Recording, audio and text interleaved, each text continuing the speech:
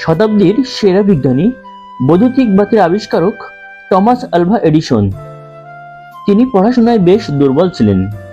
পরীক্ষার ফলাফল খুব খারাপ হয়েছিল, তাই স্কুল কর্তৃপক্ষ তার হাতে একটি চিঠি ধরিয়ে দিয়ে বলেছিল চিঠিটা যেন খোলা না হয়, সোজা মায়ের হাতে দেবে।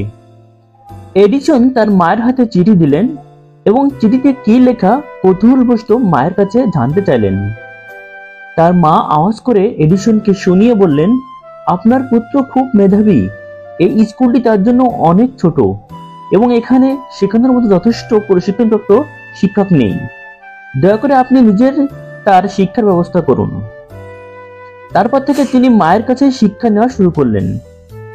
দীর্ঘ সময় অতিবাহিত হবার পর টমাস আলভা এডিসন হয়ে ওঠেন বিশ্ববিখ্যাত বিজ্ঞানী, শিল্পপতি এবং মার্কেটিং জগতের সফল উদ্যোক্তা। কিন্তু তার মা সে সময় বেঁচে ছিলেন না। হঠাৎ একদিন পুরনো কাগজ নাড়তে থাকেন। ভাঁজ করা এক কাগজের দিকে চোখ আটকে যায়। চিঠিটি খুলে দেখেন সেই পুরনো স্কুলের চিঠি। আবেগতাড়িত হয়ে যান। মনের ক্যানভাসে ভেসে ওঠে সেসব দিনের কথা। সেই চিঠিতে লেখা ছিল, আপনার সন্তান স্থূল বুদ্ধিসম্পন্ন, সে এই স্কুলের উপযুক্ত নয়, আমরা কোনোভাবেই তাকে আমাদের স্কুলে আসতে দিতে পারি না। তারপর এডিসনের চোখ ভিজে যায়।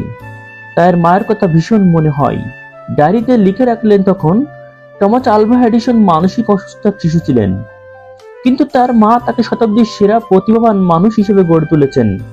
এই সন্তানকে গড়তে মায়ের অকৃত্রিম ভালোবাসা, সংগ্রামের কথা চিরস্মরণীয় হয়ে থাকবে। মায়েরা সন্তানকে এভাবেই গড়ে তোলেন। আল্লাহ হাফেজ।